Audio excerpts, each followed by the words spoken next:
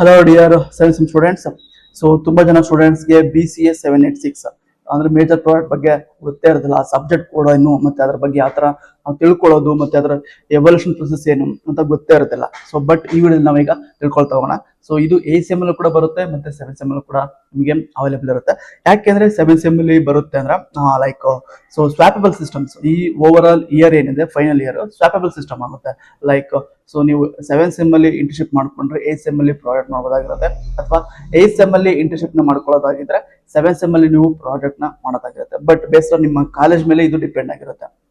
Okay, so ಕಾಲೇಜಲ್ಲಿ ನಿಮ್ಗೆ ಇದನ್ನ ಡಿಸೈಡ್ ಮಾಡಿ ಹೇಳ್ತಾರೆ. ಬಟ್ ಇಲ್ಲಿ ನಾವೀಗ ಪ್ರಾಡಕ್ಟ್ ಯಾವ ಸೆಮ್ ಅಲ್ಲಿ ಬರ್ಲಿ ಕೂಡ ಬಟ್ ಪ್ರಾಡಕ್ಟ್ ಮಾಡೋದು ಮ್ಯಾಂಡೇಟರಿ. ಇಂಟರ್ನ್ಶಿಪ್ ಬಗ್ಗೆ ನಿಮ್ಗೆ ನೆಕ್ಸ್ಟ್ ಅಲ್ಲಿ ಪ್ರತಿ ವಿಡಿಯೋದಲ್ಲಿ ನಾನು ಹೇಳ್ಕೊ ಬಂದಿದ್ದೀನಿ. ಸೊ ಮತ್ತೆ ಇದರಲ್ಲಿ ಮೇಜರ್ ಆಗಿ ಇನ್ನೊಂದು VT ಇಂಟರ್ನ್ಶಿಪ್ ಪೋರ್ಟಲ್ ಅಲ್ಲಿ ನೀವು ಈ ಪ್ರಾಡಕ್ಟ್ ಅಪ್ಡೇಟ್ ಮಾಡಬೇಕು. ಯಾವ ತರ ಅಪ್ಡೇಟ್ ಮಾಡಬೇಕು ಅದನ್ನ ನೆಕ್ಸ್ಟ್ ವಿಡಿಯೋ ನಾವು ನೋಡ್ತಾ ಹೋಗೋಣ.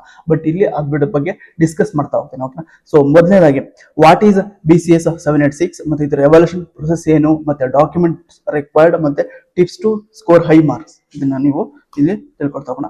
ಮೊದಲನೇದಾಗಿ ವಾಟ್ ಈಸ್ BCS 786 ಇದ್ರೆ ಅಂದ್ರೆ ಮೇಜರ್ ಪ್ರಾಡಕ್ಟ್ ಫೇಸ್ 1 ನೀವು ಪ್ರಾಡಕ್ಟ್ ಬಗ್ಗೆ ಔಟ್ಕಮ್ಸ್ ನ ಕೊಟ್ಟಿರ್ತೀರಿ, ಮತ್ತೆ ನೀವು ಪ್ರಾಡಕ್ಟ್ ಬಗ್ಗೆ ಮೆಥಡಾಲಜೀಸ್ ನ ಕೊಟ್ಟಿರ್ತೀರಿ, ಸಿಸ್ಟಮ್ ಆರ್ಕಿಟೆಕ್ಚರ್ ನ ಕೊಟ್ಟಿರ್ತೀರಿ, ಮತ್ತೆ ಆಬ್ಜೆಕ್ಟಿವ್ಸ್ ನ ಕೊಟ್ಟಿರ್ತೀರಿ. ಇಷ್ಟು ಕೂಡ ನೀವು ಪ್ರೊವೈಡ್ ಮಾಡಿದ್ರಿ ಫೇಸ್ 1 ರಿಪೋರ್ಟ್ ಅಲ್ಲಿ. ಬಟ್ ಅದನ್ನ ಇಂಪ್ಲಿಮೆಂಟೇಷನ್ ಈ ಸೆಮ್ ಅಲ್ಲಿ ಆಸ್ ಪರ್ ದಿ ರೆಗ್ಯುಲೇಷನ್ಸ್ ಈ ಸೆಮ್ ಅಲ್ಲಿ ನೀವು ಮಾಡ್ತಾ ಹೋಗ್ಬೇಕು.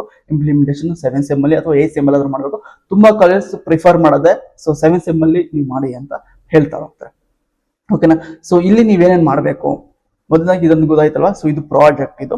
ಸೊ ಇಲ್ಲಿ ನೀವು ಪ್ರಾಕ್ಟಿಕಲ್ ಇಂಪ್ಲಿಮೆಂಟೇಷನ್ ಮಾಡ್ಬೇಕು. ನೀವು ಹಾರ್ಡ್ವೇರ್ ಆದ್ರೂ ತಗೊಂಡಿರಿ ಅಥವಾ ಸಾಫ್ಟ್ವೇರ್ ತಗೊಂಡಿರಿ, ಬಟ್ ನೀವು ಅದನ್ನ ಇಲ್ಲಿ ಮ್ಯಾಂಡೇಟರಿ ಆಗಿ ನೀವಿಲ್ಲಿ ಡೆವಲಪ್ ಮಾಡಿ ಸೊ ನಿಮ್ಮ ಕಾಲೇಜ್ ಗೈಡ್ಗೂ ಕೂಡ ತೋರಿಸ್ಬೇಕು, ಮತ್ತೆ ವಿಡಿಯೋ ಕೂಡ ಸಬ್ಮಿಟ್ ಮಾಡ್ಬೇಕು ಆ ಪ್ರಾಜೆಕ್ಟ್ ಅನ್ನ. ಓಕೆನಾ, ಸೊ ಇದು ರೂಲ್ಸ್. ಸೊ ನೀವಿಲ್ಲಿ ಏನೇನ್ ಮಾಡಬೇಕು, ನಿಮ್ಮ ಐಡಿಯಾ ಏನೇ ಇರಲಿ, like practical implementation of your idea or solution ಏನೇ ಇರಲಿ, ಸೊ ನೀವು ಇದನ್ನ ಪ್ರಾಕ್ಟಿಕಲ್ ಆಗಿ ಇಂಪ್ಲಿಮೆಂಟ್ ಮಾಡಲೇಬೇಕು. ಸಾಫ್ಟ್ವೇರ್ ಆಗಿದ್ರೆ ಸೊ ನಮ್ಮನ್ನ ರೀಚ್ ಔಟ್ ಮಾಡಿ ನಾವು ನಿಮ್ಗೆ ಹೆಲ್ಪ್ ಮಾಡ್ಕೊಡ್ತಾ ಹೋಗ್ತೀವಿ. ಅಥವಾ ನಿಮಗೆ ಗೊತ್ತಿದ್ರೆ ಸೊ ನೀವು ಪ್ಲೀಸ್ ಕೇರ್ಫುಲ್ ಆಗಿ ಮಾಡ್ತಾ ಹೋಗಿ. ಯಾಕೆಂದ್ರೆ ನಿಮ್ಮ ಪ್ರಾಜೆಕ್ಟ್ ನಿಮ್ಮ ಲೈಫ್ ಕರಿಯರ್ಗೆ ಇಂಪಾರ್ಟೆಂಟ್ ಆಗಿರುತ್ತೆ. ನೀವೇನಾದ್ರು ಪ್ರಾಜೆಕ್ಟ್ ಅನ್ನ ಕ್ಲೀನ್ ಆಗಿ ಮಾಡಿಲ್ಲ ಅಂದ್ರೆ ನಿಮ್ಮ ಕರಿಯರ್ ಸ್ಪಾಯ್ಲ್ ಆಗುತ್ತೆ. ಸೊ ಯಾಕೆ ಅಂದ್ರೆ ಮತ್ತೆ ನೀವು ಪ್ರಾಡಕ್ಟ್ ಮಾಡಬೇಕು, ಮತ್ತೆ ನೀವು ಎಲ್ಲೇ ಹೋದ್ರು ಅಲ್ಲಿ ಕ್ವಶನ್ ಕೇಳ್ತಾರೆ. ಸೊ ಇಂಟರ್ವ್ಯೂ ಕ್ವಶನ್ ಕೇಳ್ತಾರೆ. ನೀವು ಸ್ಟಾರ್ಟ್ಅಪ್ ಮಾಡಿದ್ರೆ ಸ್ಟಾರ್ಟ್ಅಪ್ ಅಲ್ಲೂ ಕೂಡ ನಿಮಗೆ ಸೊ ಯಾವ್ದ್ರೆ ನಿಮ್ಮ ಕಂಪ್ನಿ ನೀವು ಎಲ್ಲಿ ಮಾಡಿದ್ರ, ನಿಮ್ಮ ವರ್ಕಿಂಗ್ ಏನು ನಿಮ್ಮ ಏನೇನು ವರ್ಕಿಂಗ್ ಮಾಡಲ್ ತೋರಿಸಿ, ನೀವೇನಾದ್ರು ಮಾಡಿರೋ ತೋರಿಸಿ ಅಂತ ಒಂದು ಕ್ಲೈಂಟ್ ಬಂದು ಕೇಳಿದ್ರು ಕೂಡ ಸೊ ನಿಮಗೆ ಪ್ರಾಬ್ಲಮ್ ಆಗುತ್ತೆ. ಅದಕ್ಕೋಸ್ಕರ ಕ್ಲೀನ್ ಆಗಿ ನೀವು ಮಾಡಿರೋದನ್ನ ಸೊ ಎಚ್ಚರಿಕೆಯಿಂದ ಮಾಡ್ತಾ ಹೋಗಿ. ಮತ್ತೆ ನೀವು ಮಾಡೋ ಈ ಪ್ರಾಜೆಕ್ಟ್ ಅನ್ನ ಗೈಡ್ಗೂ ಕೂಡ ತೋರಿಸ್ಬೇಕು. ಯಾವ ತರ demonstrate the working model of software hardware ಯಾವುದೇ ಆಗಿರಲಿ, ಸಾಫ್ಟ್ವೇರ್ ಆದ್ರೂ ಆಗಿರ್ಲಿ ಹಾರ್ಡ್ವೇರ್ ಆದ್ರೂ ಆಗಿರ್ಲಿ, ನೀವು ಅದನ್ನ ವರ್ಕಿಂಗ್ ಮಾಡೆಲ್ ನ ತೋರಿಸ್ತಾ ಹೋಗ್ಬೇಕು. ಸೊ ಕೇರ್ಫುಲ್ ಆಗಿ ನೀವು ತೋರಿಸಿ ಅದನ್ನ. ಓಕೆನಾ, ನೆಕ್ಸ್ಟ್ ನಿಮ್ಮ ರಿಪೋರ್ಟು ಮತ್ತೆ present during viva examination. So ನೀವೇನು ಈ ಪ್ರಾಡಕ್ಟ್ ಬಗ್ಗೆ ರಿಪೋರ್ಟ್ ಮಾಡ್ತೀವಿ, ಸೊ ರಿಪೋರ್ಟ್ ನಿಮ್ಗೆ ಗೊತ್ತೇ ಇರುತ್ತೆ. ಸೊ 50 to 60 ಪೇಜಸ್ ಬೇಕು, 70 ಪೇಜಸ್ ಕೂಡ ಕೇಳ್ತಾರೆ ಕೆಲವು ಕಾಲೇಜ್. ಅಷ್ಟು ಕೂಡ ರೆಡಿ ಮಾಡಿ ಚಾಪ್ಟರ್ ವೈಸ್ ಸಬ್ಮಿಟ್ ಮಾಡಬೇಕು. ಟೋಟಲ್ 5 ರಿಪೋರ್ಟ್ ನೀವು ಮಾಡ್ಕೋಬೇಕು. ಸೊ ಅದನ್ನ ನೆಕ್ಸ್ಟ್ ಸ್ಲೈಡ್ ಅಲ್ಲಿ ನೋಡ್ತಾ ಹೋಗೋಣ. ಸೊ ಇಷ್ಟು ರಿಪೋರ್ಟ್ ನೀವು ಇಲ್ಲಿ ಫೈನಲ್ ಸೆಮಿಸ್ಟರ್ ಎಂಡ್ ಎಕ್ಸಾಮಿನೇಷನ್ ಅಲ್ಲಿ ಪ್ರೊವೈಡ್ ಮಾಡ್ತಾ ಹೋಗ್ಬೇಕು. Next what as the required documents. So ನೀವು ಕಾಲೇಜ್ಗೆ ಏನೇನು ಕೊಡಬೇಕು ಅಂದ್ರೆ ವರ್ಕಿಂಗ್ ಸೋರ್ಸ್ ಕೋಡ್. ಇದನ್ನ ಕೆಲವು ಕಾಲೇಜಸ್ ಅಲ್ಲಿ ಕೇಳ್ತಾರೆ, ಪೆನ್ ಡ್ರೈವ್ ಹಾಕೊಡಿ ಅಥವಾ CD ಅಲ್ಲಿ ರೈಟ್ ಮಾಡ್ಕೊಡಿ ಅಂತ ಕೇಳ್ತಾರೆ. ಸೊ ಅದಕ್ಕೆ ನೀವು ಪ್ರಿಪೇರ್ ಆಗಿರಬೇಕು. ಸೊ ಕೊಡೋದಕ್ಕೆ ಒಂದು ಮತ್ತೆ project report. So total 5 reports ನ ಹಾರ್ಡ್ ಬೈಂಡ್ ಮಾಡಿಸಿ ನೀವು ಕಾಲೇಜ್ ಸಬ್ಮಿಟ್ ಮಾಡಬೇಕು. ಕಾಲೇಜಲ್ಲಿ ಲೈಬ್ರರಿಗೊಂದು, ಡಿಪಾರ್ಟ್ಮೆಂಟ್ಗೊಂದು, ಮತ್ತೆ HOD-ಗೊಂದು, ಮತ್ತೆ ಇನ್ನೊಂದು ಗೈಡ್ಗೊಂದು, ಮತ್ತೆ ನಿಮ್ಗೊಂದು, ಮತ್ತೆ ಎಕ್ಸ್ಟರ್ನಲ್ಗೊಂದು, ಈ ತರ 6 ರಿಪೋರ್ಟ್ ನೀವು ಪ್ರಿಂಟ್ಔಟ್ ಹಾಕ್ಸ್ಬೇಕು. ಪ್ರಿಂಟ್ಔಟ್ ಹಾಕ್ಸಿ ಕೊಡ್ಬೇಕು. 5-6 ಇರ್ತವೆ, ಬಟ್ ಅದು ನಾವಿದ್ದಾಗ 6 ಇತ್ತು. ಬಟ್ ನಿಮ್ಗೆ ಎಷ್ಟು ಹೇಳ್ತಾರೋ ಅಷ್ಟು ನೀವು ಪ್ರಿಂಟ್ 7 ಹೇಳಿದ್ರು ಪರವಾಗಿಲ್ಲ, 5 ಹೇಳಿದ್ರು ಪರವಾಗಿಲ್ಲ, ನೀವು ಪ್ರಿಂಟ್ಔಟ್ ಹಾಕ್ಸಿ ಕೊಡ್ಲೇಬೇಕು.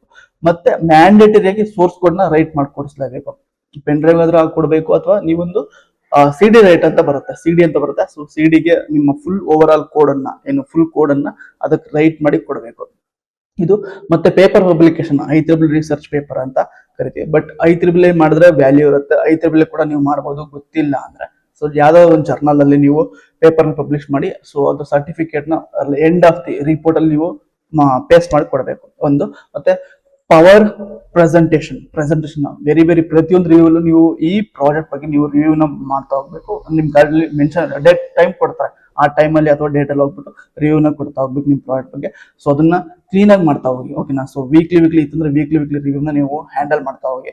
ಸೊ ನಿಮಗೆ ಅದ್ರ ಬಗ್ಗೆ ಐಡಿಯಾ ಇಲ್ಲ ಅಂದ್ರೆ ಸೊ ನಮ್ಮ ರೀಚ್ ಔಟ್ ಆಗಿ ನಾವು ನಿಮಗೆ ಹೆಲ್ಪ್ ಮಾಡ್ಕೊಡ್ತಾ ಹೋಗ್ತೀವಿ. ಮತ್ತೆ project diary very very important.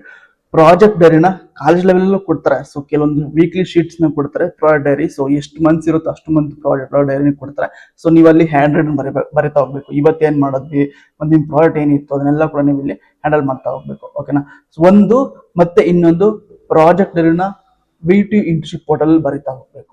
So ಅಲ್ಲಿ ಬರ್ದಿಲ್ಲ, ಇಲ್ಲಿ ಕಾಲೇಜ್ ಬರ್ದ್ರು ಕೂಡ ನೀವು ಒಂದ್ ವೇಳೆ ಪಾಸ್ ಆದ್ರೂ ಜಸ್ಟ್ ಪಾಸ್ ಆಗ್ತೋ ಇಲ್ಲಿ ಫೇಲ್ ಆಗೋದು ಗೊತ್ತಿಲ್ಲ. College means VT internship portal ಬರ್ದಿಲ್ಲ ಅಂದ್ರೆ ಫೇಲ್ ಅಂತೂ ಪಕ್ಕ. ಓಕೆನಾ, ಫೇಲ್ ಅಂತೂ ಪಕ್ಕ. ನೀವು ಅಲ್ಲಿ ಬರೀದ್ಲಾ ಹೋಗ್ಬೇಕು, ಯಾವ ತರ ಬರೀಬೇಕು ಮತ್ತೆ ಏನೇನ್ ಮಾಡ್ಬೇಕು ಅಂತ ನಾನು ನೆಕ್ಸ್ಟ್ ನಿಮ್ಗೆ ತಿಳಿಸ್ಕೊಡ್ತಾ ಹೋಗ್ತೀನಿ. ನೆಕ್ಸ್ಟ್ ಡೆಮೋ ವಿಡಿಯೋ ಆಪ್ಷನ್ ಬೇಕಾಗಿದ್ರೆ ನೀವು ಇಟ್ಕೋಬಹುದು, ಇಲ್ಲಾಂದ್ರೆ ಬೇಡ. Next viva very very important. Viva preparation very very important.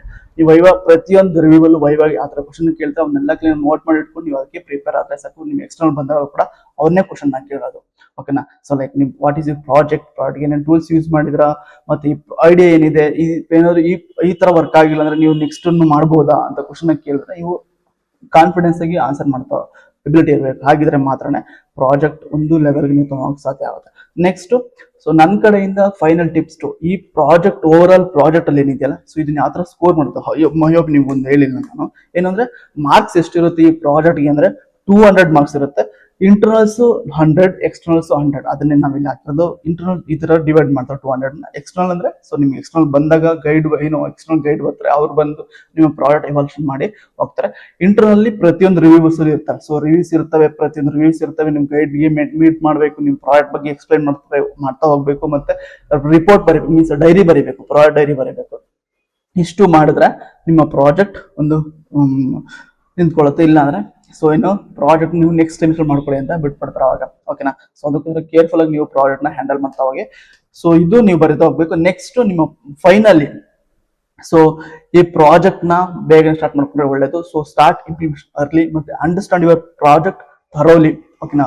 ನಿಮ್ಮ ಪ್ರಾಜೆಕ್ಟ್ ಏನೇ ಇರಲಿ ಅದನ್ನ ಥರೋಲಿಯಾಗಿ ನೀವು ಅಂಡರ್ಸ್ಟ್ಯಾಂಡ್ ಮಾಡ್ತಾ ಹೋಗಿ. ಯಾಕೆಂದ್ರೆ ಸೊ ಏನೋ ಗೊತ್ತೇ ಇರೋದಿಲ್ಲ ನಿಮ್ ಪ್ರಾಜೆಕ್ಟ್ ಬಗ್ಗೆ, ಸುಮ್ಮನೆ ಜಸ್ಟ್ ಏನೋ ಒಂದು ಐಡಿಯಾ ಇದೆ ಅಂತ ಇದನ್ ಮಾಡ್ಬಿಡ್ತಾರ. ಸೊ ಆತರ ಅಲ್ಲ, ಪ್ರಾಜೆಕ್ಟ್ ಬಗ್ಗೆ ಕ್ಲೀನ್ ಆಗಿ ತಿಳ್ಕೊಂಡು ನೀವು ಹ್ಯಾಂಡಲ್ ಮಾಡ್ತಾ ಹೋಗಿ. ಮತ್ತೆ ನಿಮ್ಮ ಪ್ರತಿ ಸಲ ಏನ್ ರಿವ್ಯೂಸ್ ಹಾಕಿರ್ತಾರ, ಸೊ ಪ್ರತಿ ಒಂದು ಸಲನೂ ಕೂಡ ನಿಮ್ಮ ಡೆಮೋಗೆ ಮತ್ತೆ ಪೇಪರ್ಗೆ ಪ್ರಿಪೇರ್ ಆಗ್ತಾ ಹೋಗಿ, ಪ್ರಾಕ್ಟೀಸ್ ಮಾಡಿ.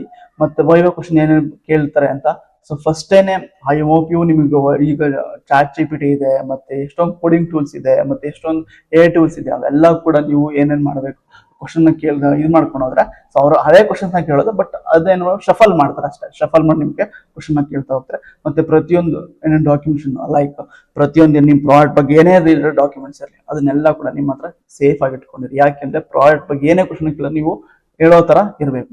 ಮತ್ತೆ ಮೇನ್ ಆಗಿ ರಿಪೋರ್ಟ್ ನಿಮ್ಗೊಂದು ರಿಪೋರ್ಟ್ ಇರುತ್ತೆ. ಸೊ ಅದ್ರ ರಿಪೋರ್ಟ್ ಕೂಡ ನೀವೇ ಹಾಕ್ಸ್ಕೊಂಡು ಇಟ್ಕೊಂಡಿರ್ಬೇಕು.